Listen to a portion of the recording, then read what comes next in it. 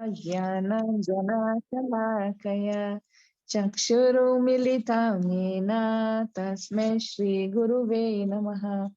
श्रीचैतन्यमनोभीष्टं स्थापितं येन भूतले स्वयं रूपा कदा मह्यं ददाति स्वपदान्तिकम्।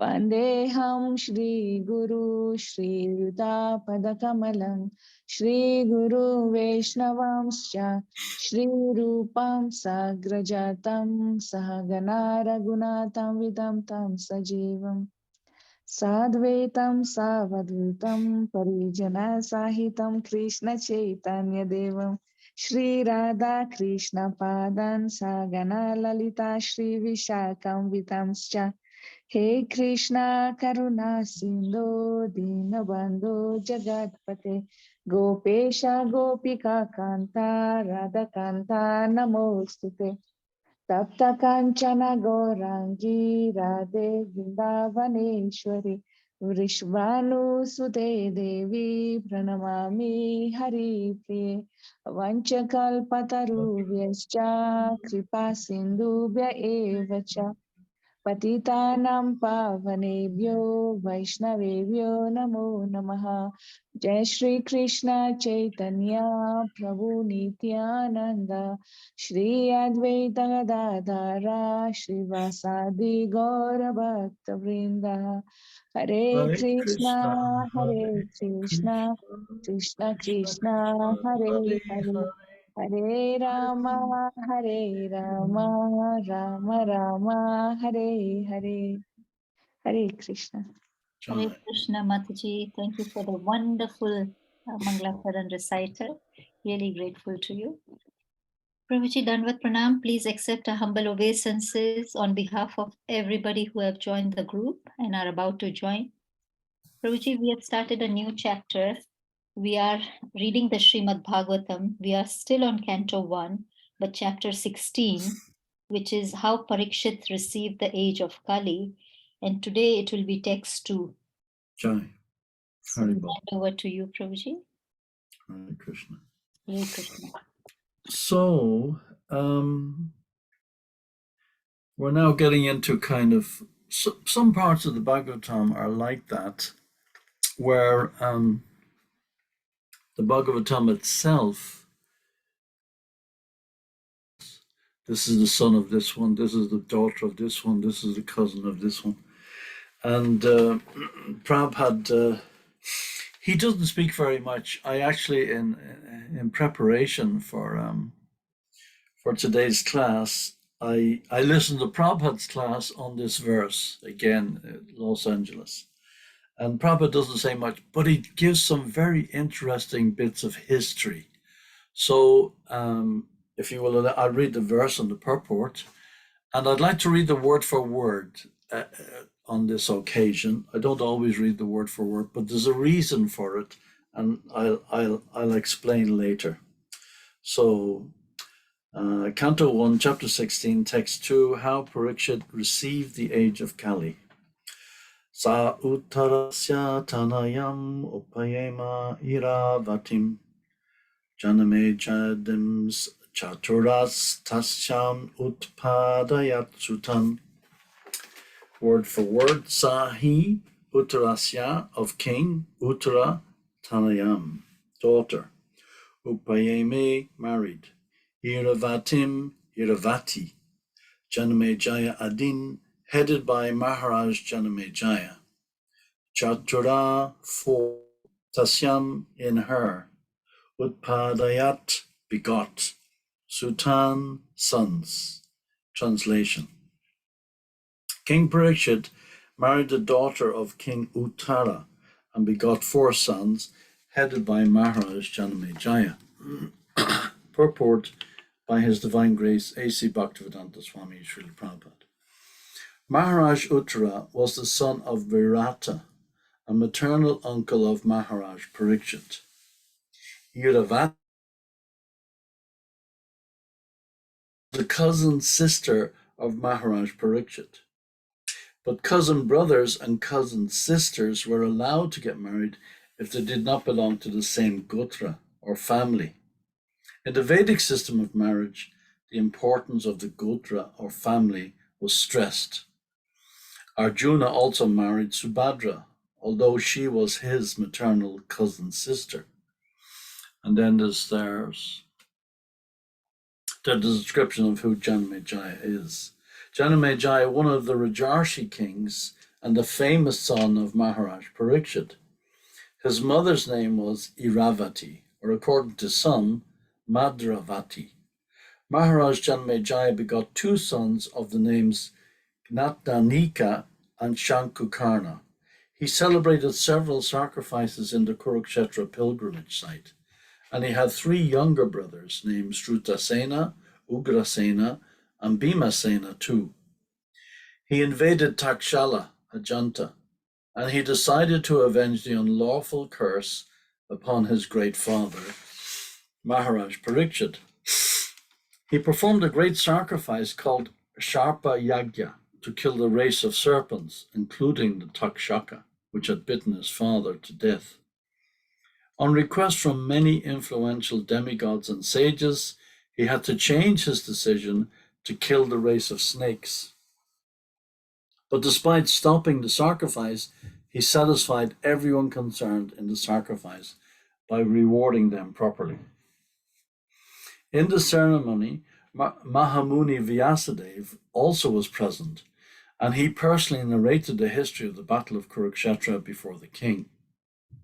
Later on, by the order of Vyasadeva, his disciple, Vaishampayana, narrated before the king the subject matter of Mahabharata. He was much affected by his great father's untimely death and was very anxious to see him, his desire before the great sage Vyasadeva. Vyasadeva also fulfilled his desire. His father was present before him, Vyasadeva with great respect and pomp. Being fully satisfied, munificently gave charities to the Brahmins present at the sacrifice. Omagana Tamarandasya Gyanangana Shalakaya Chakshar Unmilitam Jena Tasmai Shri Gurave Namaha. So it's although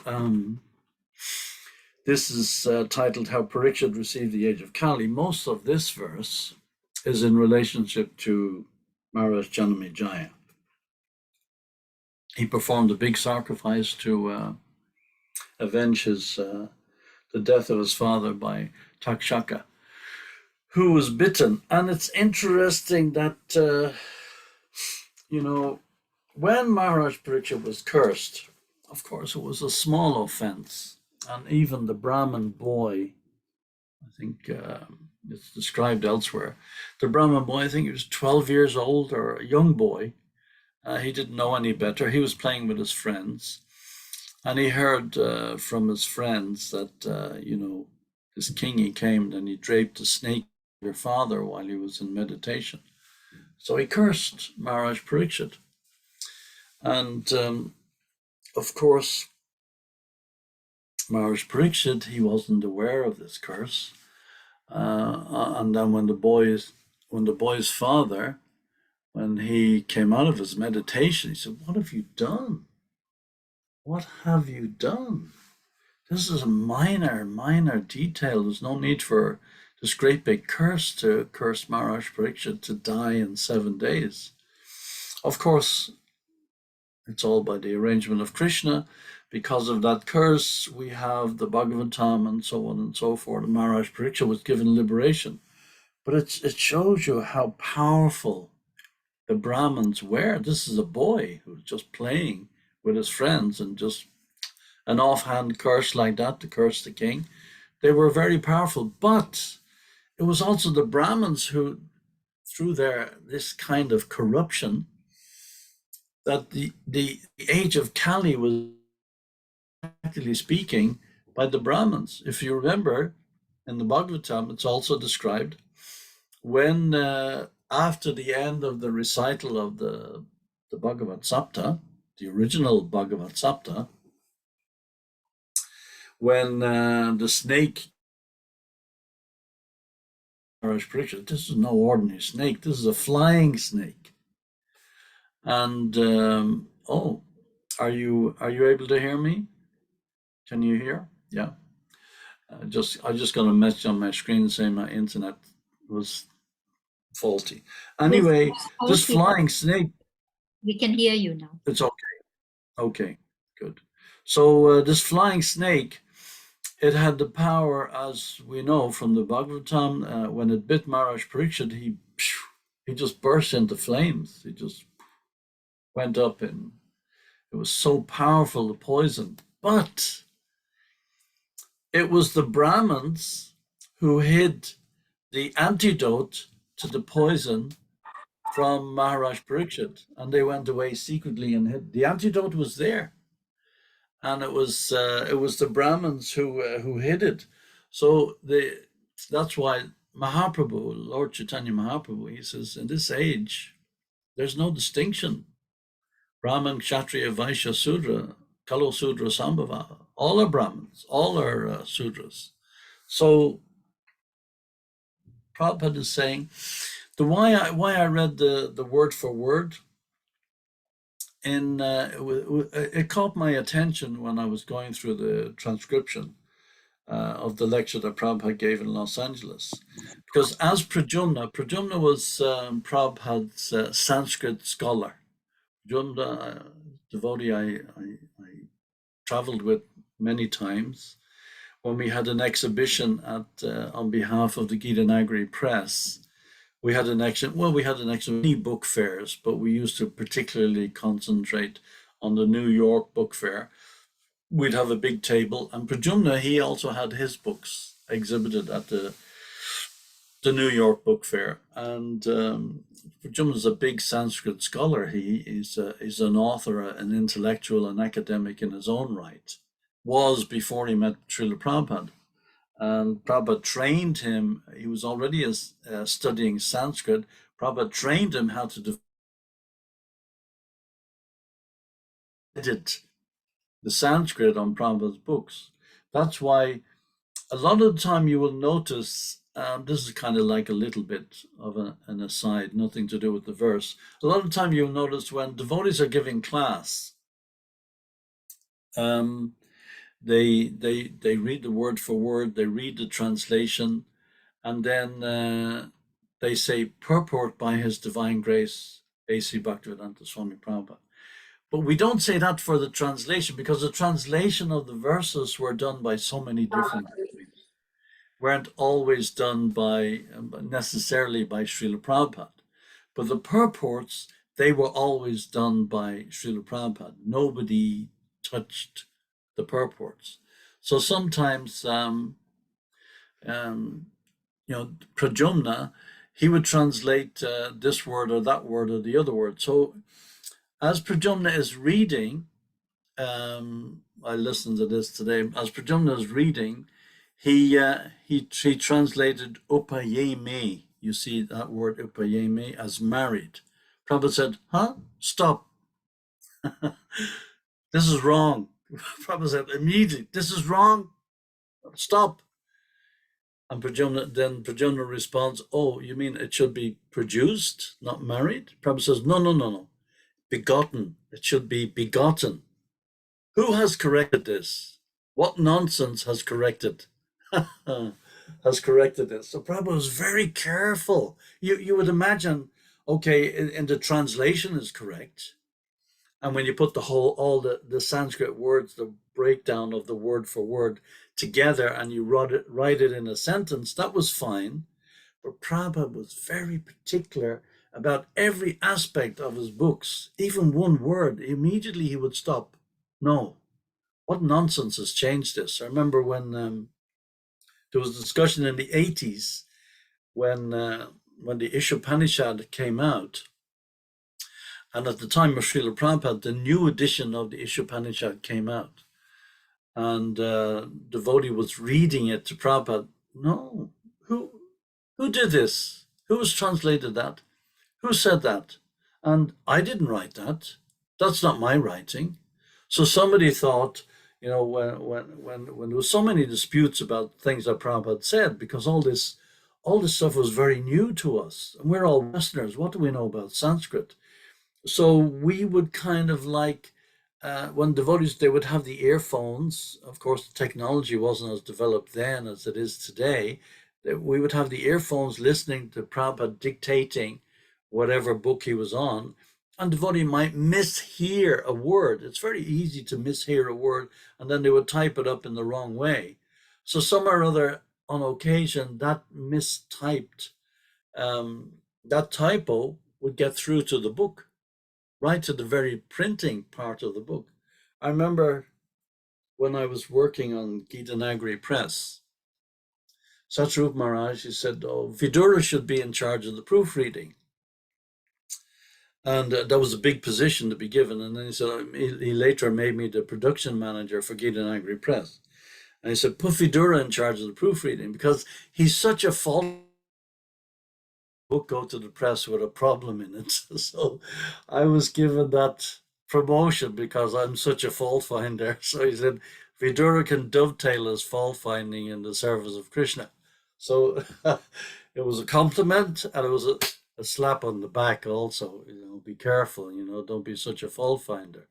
So I remember the first book I ever put through production, and it was a very complicated haiku poetry book called The Dust of Vrindavan. And I put it through production and everything went fine. It had an embossed cover with Krishna's lotus feet that were raised off the cover. It was a beautiful book. So because of the first book, I was very careful to make sure that everything was perfect. Went to the printer. There were drawings in it that were done by a Japanese artist. It was beautiful. And then got it from the printer. We printed a limited edition, I think 1,000 copies of colors. Put it into his room, and I presented him with the copy as it came from the printer, and he opened it up, and the first verse was missing, gone. It wasn't there at all, completely. So the whole book had gone through production. So many people were proofreading. I was the one in charge. I wasn't doing the proofreading. I was overseeing the artists and overseeing this and that and the other. So I didn't actually participate in producing the book, but I'm in charge, so I take the rap. So the first thing he said was, well, you did a very good job, it was a very nice production, but the first verse is missing. So now what to do? 1,000 copies, you can't send 1,000. So I got a little Japanese man in Washington, D.C., who specialized in Japanese printing. And he made a little plate for me by hand. And on that plate was the verse. Of course, it's done in reverse. And I just stamped it in the ink and stamped it in the book. I had 1,000 copies of the book. And that's how I got away with it. So, you had to be so careful. But Prabhupada was so careful. These are the law books for the next 10,000 years. So Prabhupada was extremely careful to make sure that everything was absolutely perfect. So when we're reading, why was Prabhupada doing this? Because he's talking about this is the cousin of so and so. They married so and so. Arjuna married his own cousin Subhadra, and all these things. Prabhupada's relating them as actual history. They're not just a mythology, as some people claim that this is Indian mythology. These are actual history. These have a gotra. These have there's a sampradaya in this family. This is the uncle of so-and-so, the father of so-and-so, this is the grandfather, this is the great-grandfather, this is the son, this is the great-grandson, and it goes on like that. They're actual fact, they're traceable. Just like Prabhupada always claims that, modern history, it goes back the most 3,000, 4,000, 5,000 years. But even that, it's debatable how accurate it is. Whereas the Vedic history, it goes back millions of years. How long is it since Lord Ram was on the planet? I mean, people are debating, as to whether Jesus was actually born in Nazareth. The place like Nazareth didn't exist at the time. It's not recorded in any of the history books at the time. That's only 2,000 years ago. There's a dispute about the birth of Jesus.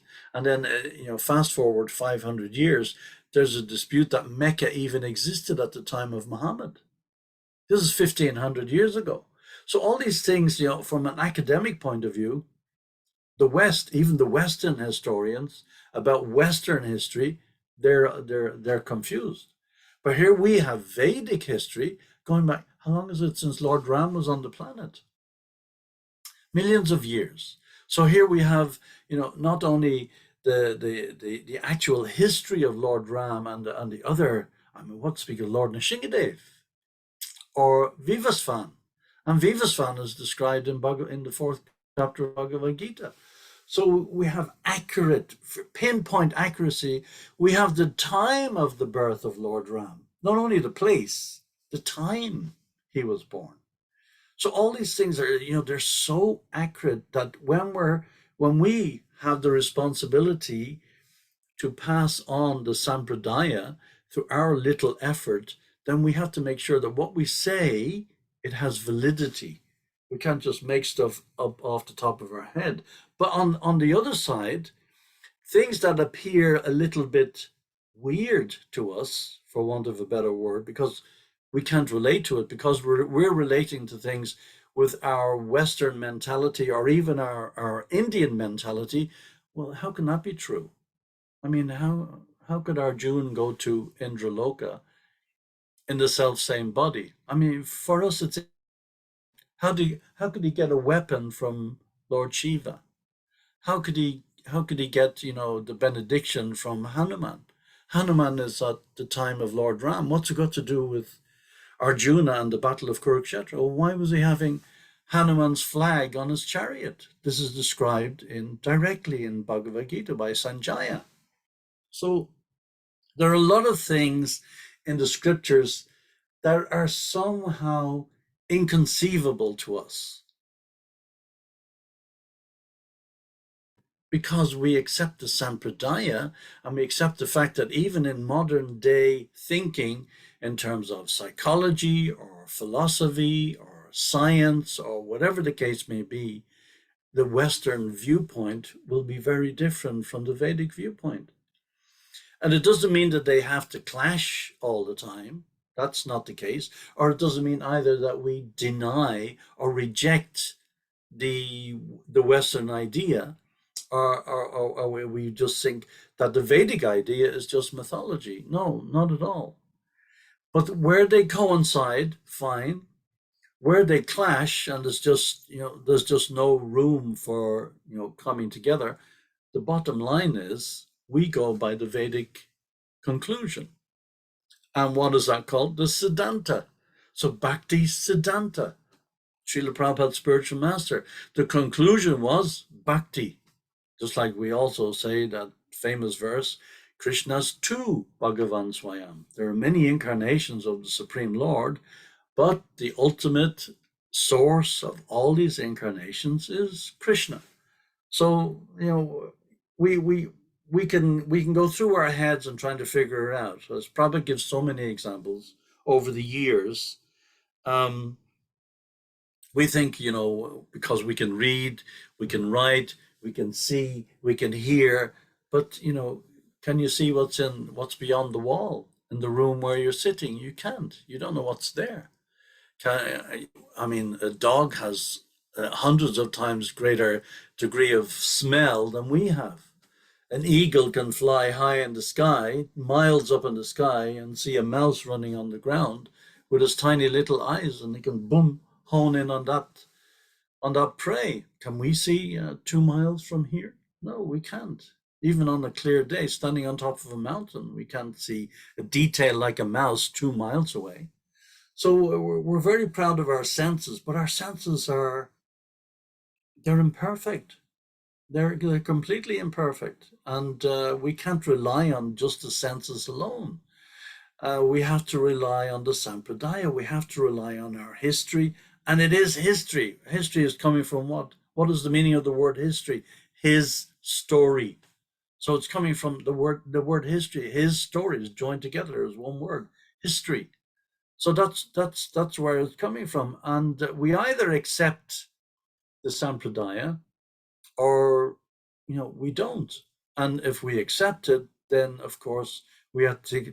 And even with logic, we can see that the logic of modern day education, Prabhupada said it so many times, the modern day educational system is a slaughterhouse for the mind. And we can see what the world is producing in terms of education today, what is being produced. And he gave the example, even in his time when he was preaching in San Francisco, New York, Los Angeles, he said, what are we doing here? And you are certainly advanced. Compared to India, Prabhupada would say, compared to India, certainly you're advanced. Your roads are like silk. India, we don't even have roads. We're talking about the 60s here. So it's a long time ago. India wasn't as developed as it is today. And compared to the West, India was somewhat behind. So he said, but you have, so many, you've got your big skyscraper buildings, you got your this, you got your that, you got your 747 can fly in the sky. And he compared it, but look at Krishna. You're very proud you can fly your hundreds of 747 flying in the sky. But what is Krishna doing? He's floating all these millions of planets, no engine, just floating in the ether by themselves. And he said, and what has your modern educational system produced? A whole bunch of hippies who are completely dissatisfied of life, going out, taking drugs, and completely losing the direction in life. And it was one man in Mumbai. Sorry, I keep forgetting these new names. And he challenged Prabhupada. All these saintly personalities who have come and gone, they perform miracles. He cured the sick, and so on. He healed the blind, and so on and so forth. And he gave so many examples like that. So many saints, they performed this miracle, performed that miracle. And but we don't really see that you have performed a miracle as such that can be compared with the. And Prabhupada said, just look before you, all these boys and girls sitting here in the temple in Juhu. Before, just a short while ago, they were all completely directionless, no direction, taking drugs, hippies, dropouts, gave up their university degrees. Now they're sitting here all shiny faced, bright eyed, shaved up, wearing sari and dhoti. Did I pay them? Did I induce them somehow or other monetarily to come and follow me? No, they came willingly, and their lives have been changed. How did that happen? Is that not a miracle? It is. Of course, it's a miracle. The fact that we, coming from our mentality, so divorced from Vedic culture, as Lord Chaitanya said, the further west you go, the more insane they are. So, the country I come is the most western country in Europe. It's out in the middle of the Atlantic Ocean. We're completely insane, completely mad. Everybody in Ireland is white. Everybody in Ireland is Irish. Everybody in Ireland is Christian. And yet we kill each other. I mean, what kind of madness is that? And then you go to America, New York, and then that's mad. And then go to Los Angeles, that's even worse. The devotees call it Loose Angeles, the Lost Angels. It's Los Angeles, the angels, the city of the angels. But it's and yet Prabhupada took this mud, and turned it into the most beautiful benediction he gave us that will last for millions and millions and millions of years. That's what Prabhupada has done. He said, I've sent out these books all over the world. They're like time bombs. And eventually people will pick them up. They will see the value of these books, and these time bombs will go off and they'll explode, bringing not violence, not death, not destruction, but actual life.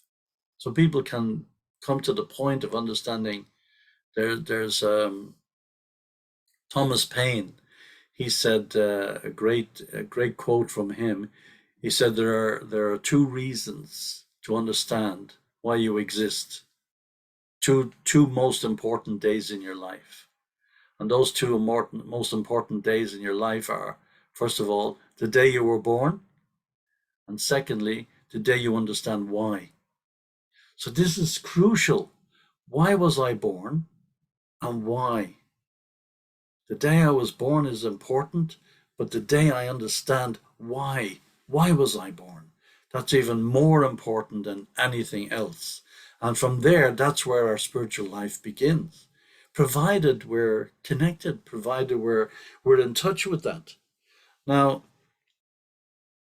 Prabhupada is talking about Arjuna and Bhima and others. They took different kinds of services in the house of the king, Uttara, who's mentioned here in this verse. Maharaj Uttara. Maharaj Virata, sorry, not Uttara. So he was appointed, Arjun, you remember what Arjun's role was in the house of Maharaj Virata? And you remember his name? Davanalahara. What was he doing? He was teaching the girls in the house of the king. He was the dancing master, Davanalahara. So his daughter, the king's daughter, was Uttara. So just as Arjun was a great warrior, and he's also an expert dancer. So the devotees are experts in so many things, so many facets. Yeah, he was a kshatriya, but he took on this role. Why? Because that's the service that he had to perform at that particular point in time. So willingly, devotee is willing to drop, the ego just goes, just throw it out the window, forget about the ego. Whatever the need of the day is to serve, that's ultimately what counts, nothing else. If I'm a regional secretary or a temple president in charge of a huge temple like Bombay or Mayapur or whatever, and the next day the need is I have to wash the pots, then wash the pots. Service is service. It doesn't matter what it is. That's the main thing is service. These servants, Prabhupada was explaining, when it was disclosed to the king, these are the Pandavas. They remained here as ordinary servant. Each one took a different role. And even Draupadi, Bhima, Yudhishthir, they all took different roles according to the need, so as they could remain incognito until the time came for them to be revealed when the curse of being exiled was up, was no longer there. So at the end, when the Pandavas were revealed to Maharaj Virata, he offered his daughter to Arjuna. Please, you take my daughter as I'm so honored. When the king finally was shown that these are the Pandavas, famous Pandavas, who had been living incognito in his palace, please, you take my daughter. And what happened what did Arjuna say? He said, no, how can I marry your daughter? I've taught her dancing. How can I marry her? I'm her teacher. She's like my disciple. It just wouldn't be correct. He refused. But what I can do, if we want to keep your daughter in our family, we would be honored. Then please, I have a grown-up son, Abhimanyu. He can marry your daughter. So that's how Abhimanyu married Uttara. And then, of course, we know the story with the battle. It just, there's so many horrible, sad stories about the whole battle of Kurukshetra. I mean, it was glorious, of course, but when we go into details, when you read the Mahabharata and the day-to-day events that happened on each day of the 18 days of the battle, I mean, some of the stories are horrific, absolutely horrific. All chivalry, all rules of war were just thrown out the window. When they started off, everybody was yes, and Arjun shot the arrow to Bhishma to wish and to pay his obeisances to him, and they blew their conch shells, and everything was above board of Kshatriya code. But as the battle progressed, all these rules just were in the fog of war. Rules are just gone. They're just dismissed. It's who's pragmatic. So we know how Abhimanyu, 16-year-old, 16, a Maharati. He was fighting all the big warriors, Bhishma and Drona and Karna. I mean, all of the big guys were surrounding him, and he was killed. They didn't give a chance. He was killed illegally, illicitly, whatever word we want to use. He was killed in the most unsavory fashion. Year old, he was a boy, and it was just devastating for the family. And then, of course, later on, his wife Uttara, she was pregnant, and that pregnancy contained Maharaj Parikshit. And then, of course, this Ashvatthama, I mean, what kind of weird mentality did he have? He wanted to kill Parikshit so as the last line would be destroyed, and he shot this Brahmastra. So what is a Brahmastra? A Brahmastra is a nuclear weapon. It's actually a nuclear weapon that is sent by mantra, Brahmastra, to destroy whatever you decide you want. But these were so accurate, not like the nuclear weapons of today, where they drop a bomb and the whole city is destroyed. This Brahmastra could pinpoint a soldier in the middle of the army on the opposing side and pinpoint and be sent and kill that soldier only. So he sent a weapon to destroy Maharaj Parikshit. And Uttara prayed to Krishna, please, I feel I'm going to miscarry. This Brahmastra is really affecting me. Please. And Krishna surrounded the womb and protected Maharaj Parikshit. Then, of course, the same Ashvatthama, he went to of the Pandavas, thinking that he was going to be killing the Pandavas, chopped off all their heads and brought the heads to Duryodhan, and Duryodhan lying there on the battle after his legs being smashed by Bhima.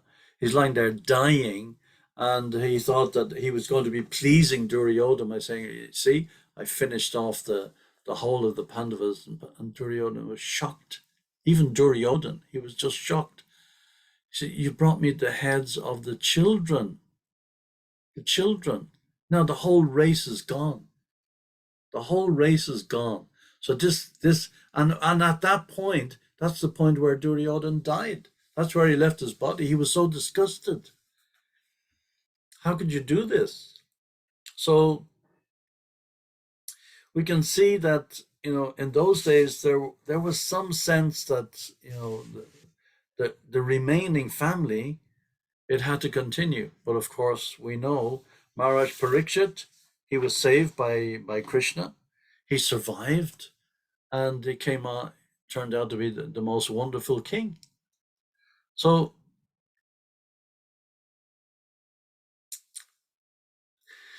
this cousin to cousin, of course, these days, it's a little bit of a perverted idea. But in those days, it was considered to be very aristocratic to marry the daughter of an paternal uncle. So Arjuna also married the daughter of Kunti. Kunti is the sister of Vasudeva, Krishna's father, right? And Subhadra is the daughter of Vasudeva. She also married. So this is kind of common. Of course, these days it doesn't happen, but still, Prabhupada was describing in South India, it's still quite common. So in the womb of Iravati, his Maharaj Parikshit's wife, he begot 4 sons, of which we're discussing now. Janamejaya was one of those sons. So of course, to avenge the death of his father, the famous Maharaj Parikshit, he decided to kill all the snakes. So he had a big sacrifice, and he just called all the snakes into the fire. From the whole planet, all the snakes that were just falling by the millions into the fire, and they were being destroyed. Millions and millions of snakes. So his objective was, to kill every serpent in the world, because to avenge the death of his father. So the news spread, and all the great sages and saints, they came and they pleaded with him, please, yes, you have a right to avenge the death of your father, but it's not the snake who caused this problem. And even if it was the snake, yes, the snake is the one who bit your father, but it was the Brahmins behind the scene who hid the antidote, and it was the Brahmin who made the curse that advented the age of Kali. So even if it was the snake, how can you blame all the reptiles in the world on the fault of one snake? It's not possible. So these are all also God's creatures. They're certainly envious. Of that there is no doubt. The snake is the most envious creature. That's why even Prahlad Maharaj, he says, when he was garlanding Lord Nrsingadev, he said, snakes and scorpions, the devotee takes pleasure in killing them. Can you imagine? The devotee takes pleasure in killing snakes and scorpions. So devotees don't like to kill anything, but because the snake is so envious, it's so far removed from them, it'll just bite you unprovoked for no reason at all, that it's considered to be the lowest of the low.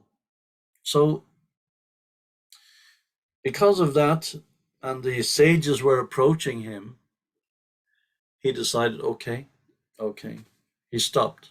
So this is, what is it called? Sarpa Yagya.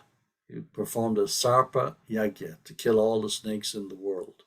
So he decided, okay, he listened to the sages and the saints, and he decided, okay, that we'll stop. But he still took care of all the Brahmins who were helping him to perform the Yagya. He was the king.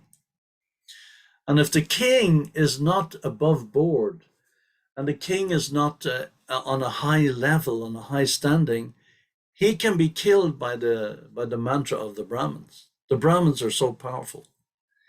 To be cursed by a Brahmin is not a joke. It's not a joke. Even in this day and age, to be cursed by a Brahmin, it's not a small thing. Of course, the Brahmin, no Brahmin is going to curse anybody. Why would a Brahmin? What kind of Brahminical idea is this, cursing in the first place? But if he so desires, a Brahmin can curse somebody, and the effect is there. So the Brahmins were controlling the state in those days, in Vedic times. How is this? They weren't the kings, but they were advising the king. Even in Kali Yuga, the Brahmins were still advising the king, and the king would act on the basis of the advice of the Brahmins. There's the famous story we'll be doing later of King Vena. And King Vena, he was just, completely useless king, absolutely useless. He was born obviously the son of a king, but he didn't behave like a king at all. Even as a child, he killed one of his playmates. His father, he didn't know what to do. So his father eventually just went off to the forest and just left everything. King Vena, he became the king, but he was so bad that the Brahmins came to him and said, listen, if you don't behave yourself and you don't get your act together, we're going to have to stop you in your tracks. So he just laughed. He just completely dismissed. And the Brahmins, they did a yagya. They performed a yagya. They chanted mantras, and boom, they killed him. They killed King Vena. And he was the son of a legitimate king. But, you always get a bad apple. But the whole idea behind this is that ultimately it has to be based on Vedic principles. It has to be based on Dharma. That's how you rule. If the Brahmins would see that the Kshatriyas weren't not behaving and not ruling properly, sometimes they would kill the king, the Brahmins. So, Maharaj Pariksha was killed not for his fault, but by Krishna's arrangement. So he could go leave this world so the Bhagavatam may be spoken and everybody would derive benefit from it. Otherwise, Maharaj Pariksit, he could have counteracted the curse. He had that power. But he saw it as an opportunity to engage in devotional service, to hear. Shukadeva Goswami was reciting, he was hearing, both were benefited. And where did Shukadeva Goswami hear the Bhagavatam? He heard it from Srimati Radharani.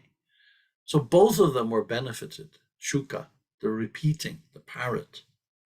He was so powerful, but he didn't retaliate. So this Sarpa Yagya that was done by Janamejaya, he also stopped, again at the request of the Brahmins. By chanting Vedic mantras are powerful. Sound vibration is powerful. The universe was created from sound. Imagine, it started from sound, nothing else. So whole Vedic, Dharmic society that we are very fortunate to be living in, that we are at least within our society of devotees, we have to take advantage of that. And as Thomas Paine said, 2 most important days in your life, the day you were born and the day you know why. So now this Bhagavatam is teaching us why. Why are we born? And teaching us how to behave in this human form of life. So, although he was requested to stop by the sages and saints and to give up his sacrifice of killing all snakes, he decided to agree with them. So tadvidi pranipratena pariprashnena sevaya upadekshanti te gyanas gyaninas tattvadarshina. Just try to learn the truth by approaching a spiritual master. Inquire from him submissively, render service unto him. He can teach you knowledge because he has seen the truth. This is the most crucial aspect of everything that we will ever know. The whole of the Guru Tattva is contained in that verse and that purport. That purport from Srila Prabhupada, every devotee should know it by heart. It's absolutely brilliant. Everything is there. Everything. We're always discussing about Guru Tattva, so complicated and so this and so that. Yes, it is. It is complex. Vedic knowledge is complex. It's when you go deeper into it, the more complex. It's like studying atomic physics. When you go into the details of the quarks and subatomic particles, it gets like mind-blowing, absolutely mind-blowing. But isn't that the beauty of it? The more we study, the more is revealed. And what is that verse in the 10th chapter? Tesham satata yuktadam bhajatam pritipurvakam tadami buddhi yogam tam enamama payanti te. To those who are constantly devoted to serve him, I give the understanding by which they can come to me. So the verse again, King Parikshit married the daughter of King Uttara and begot 4 sons headed by Maharaj Janamejaya.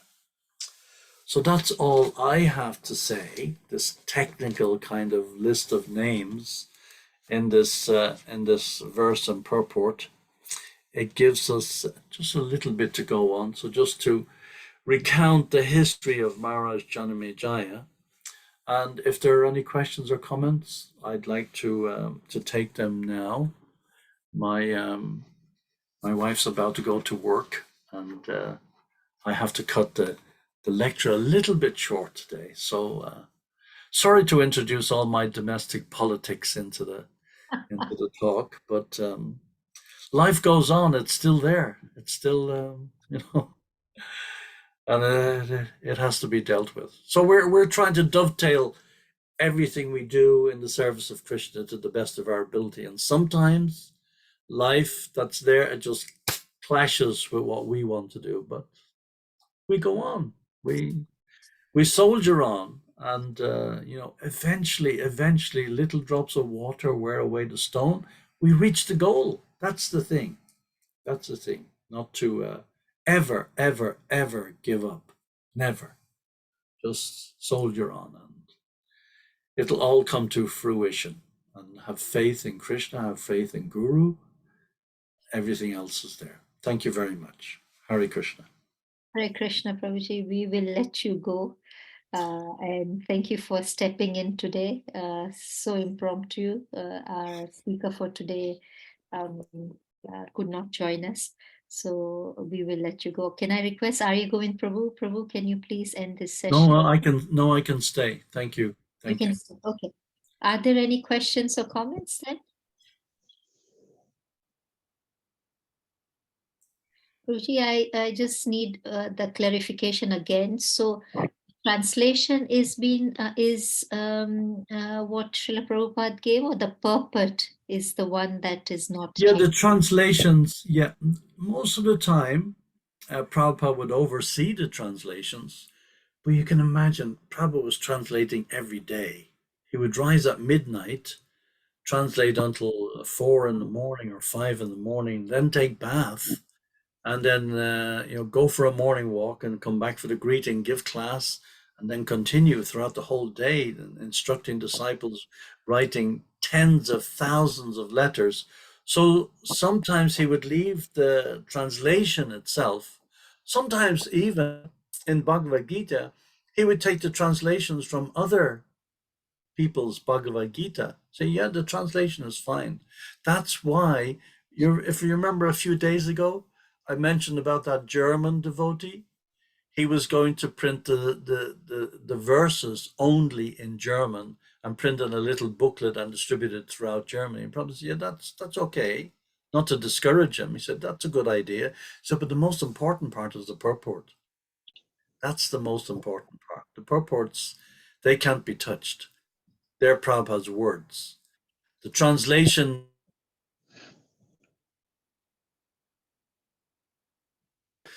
may be okay, but it's not really crucial. But the purport, that's the essence. I mean, we can always read the original Sanskrit if there's a doubt that maybe a word was mistranslated here or there, that Prabhupada might have missed or the proofreaders might have missed.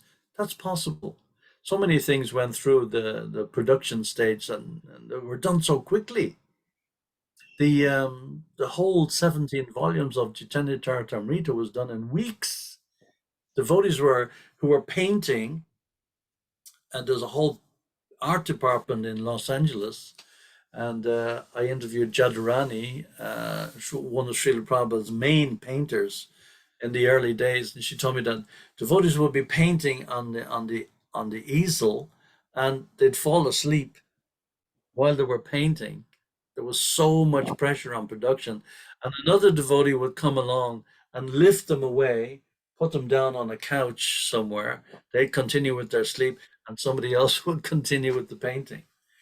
But the main thing Prabhupada said is the purports. The purports are he said, even I, and every class Prabhupada gave, when they read the word for word, read the translation, if you listen, Prabhupada would say, every time, read the purport. Prabhupada would say, read the purport.